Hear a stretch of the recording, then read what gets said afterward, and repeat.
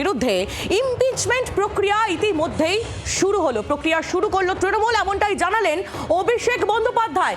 India শরিকদের সঙ্গে আলোচনা চলছে, যথা সময়ে এ সম্পর্কে বিশদে জানাবো।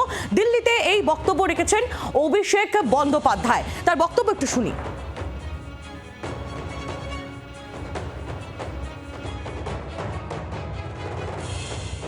মুখ্যমন্ত্রী এবং আমাদের দলের নেত্রী মমতা বন্দ্যোপাধ্যায় গত সপ্তাহে দিল্লিতে এসেছিলেন এবং সাংবাদিক বৈঠকে তিনি স্পষ্ট করে বলেছেন যে আমরা প্রয়োজন পড়লে জ্ঞানেশ কুমারের বিরুদ্ধে ইমপিচমেন্ট মোশন মুভ করব।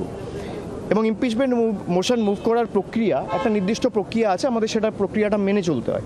সে প্রক্রিয়া ইতিমধ্যেই শুরু হয়েছে।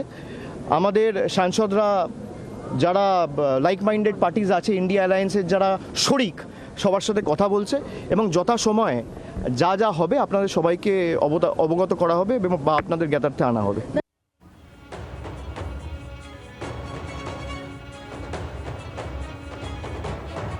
এদিকে স্পিকারকে 3 দিন সময় দেওয়ায় পক্ষপাতী তৃণমূল কংগ্রেস। স্পিকার ব্যবস্থা না দিলে তবে অনাস্থা না হোক, সেক্ষেত্রে তৃণমূলের 28 জন সাংসদই সই করবেন বলে খবর।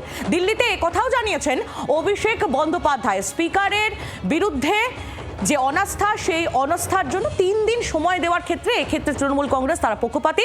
স্পিকার যদি কোনো ব্যবস্থা না নেন সেক্ষেত্রে অনাস্থা আনা হোক, অর্থাৎ স্পিকারকে 3 দিন সময় দেওয়া হোক, এই বক্তব্য তৃণমূল কংগ্রেসের। এই কথা, এই অবস্থান অভিষেক বন্দ্যোপাধ্যায় তৃণমূলের সেকেন্ড ইন কমান্ড তিনি জানিয়েছেন।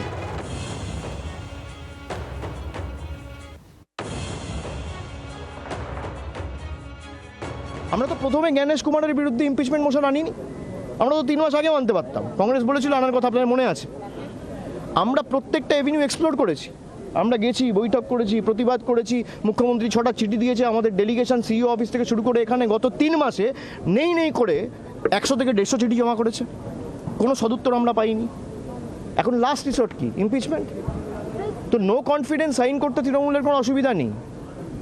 আমরা চাই 3 দিন সময় দিয়ে, আজকে মঙ্গলবার, মঙ্গল বুধ বৃহস্পতি আপনি স্পিকারকে সময় দিন।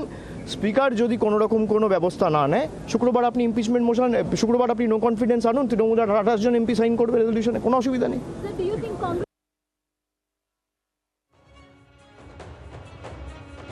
3 দিন সময় দিয়ে যদি কংগ্রেস অনাস্থা প্রস্তাব আনে, তৃণমূলের প্রত্যেকটা এমপি সই করবে। আর যদি 3 দিনের বদলে আজকে আনে, তাহলে আমাদের যে স্ট্যান্ড, যে আমরা চিঠি দেবো, তারপর 3 দিনের মধ্যে যদি আপনি ধরুন এটা ভুল করেছেন, আপনাকে আমাকে একটা সুযোগ দিতে হবে। আপনি আমাকে বলুন, নরেন্দ্র মোদী আর আমাদের মধ্যে পার্থক্য কি? বিজেপি আর আমাদের মধ্যে পার্থক্য কি? উপরাষ্ট্রপতিকে কথা শুনছে না বলে এক ঝটকায় সরিয়ে দেওয়া হচ্ছে।